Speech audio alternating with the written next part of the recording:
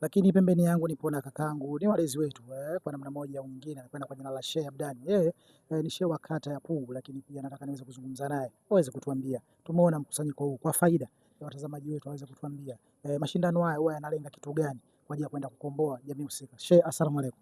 Wa alaikum salam wa rahmatullahi wa Uweze barakatuh. kuniambia ni namna gani sasa huwa mnajipanga kwenda kuandaa programu hizi kwenda kushiriki mashindano mbalimbali kwa vijana wetu? Naam, alhamdulillah, nashukuru kwa swali zuri kwamba kwanza programu hii ni sehemu ya programu zetu katika usimamizi katika kata ya Pugu. Okay.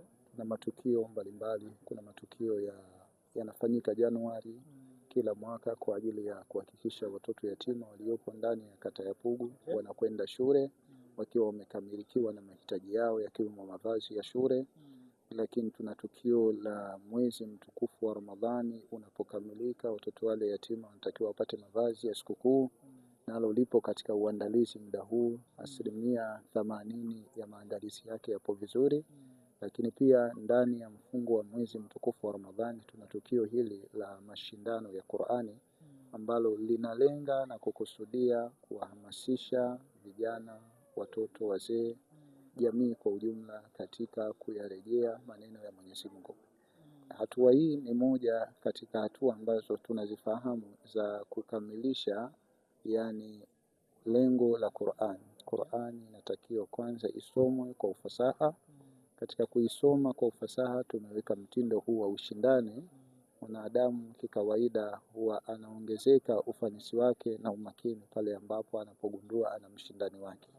Kwa hiyo tulitengeneza ushindani maalum kwa ajili ya watoto, wasichana, watoto, wavulana kwa lengo la kuhamasisha kupatikana utamkaji mzuri wa kitabu cha Mungu. Lakini pia tunafahamu kitabu kinahitajia translation, tafsiri kutoka lugha inayotumika kuja katika lugha inayotumika kwetu Tanzania. Kwa baadaye vijana tunawafundisha tafsiri, lakini hatimaye kupata maana iliyokusudiwa ili kufikia katika maadili yaliyokusudiwa na kulengwa ili aishi katika maadili hayo. Kwa hiyo hii ni sehemu ya hatua zetu, na hili jambo huanzia katika madarisi huko, yanakuwepo mashindano madogo madogo. Hatimaye wanapatikana wale ambao mwalimu anakuwa amewachagua. Hatimaye tunakuwa katika ngazi hii ya kata, na ndio hatua hizi zinazoendelea. Leo robo fainali, kutakuwa na nusu fainali, hatimaye tutakapokutana katika kiwanja cha Pugu Jiungeni itakuwa fainali kamili. Okay. Lakini pia nataka uniambie ni changamoto gani ambazo huwa mnakumbana nazo wakati mnaenda kuratibu tukio kama hili? Sawa. Changamoto ni sehemu, kwanza tunalitafsiri ndio sehemu ya maendeleo. Okay. Katika kila kitu ambacho kimeleta changamoto inakuwa sababu pia ya kuongeza kufikiria zaidi. Lakini kwa ujumla na sisi pia tunazo changamoto zetu. Baadhi ya changamoto kwanza ni zile changamoto za kiuelewa. Inawezekana wakati unalihitaji tukio kama hili kuna mwenzako akawa na uelewa mwingine wa kutolihitaji. Hizi tunaita ni changamoto ambazo tukijumlisha asi na chanya baadaye tutapata mafanikio.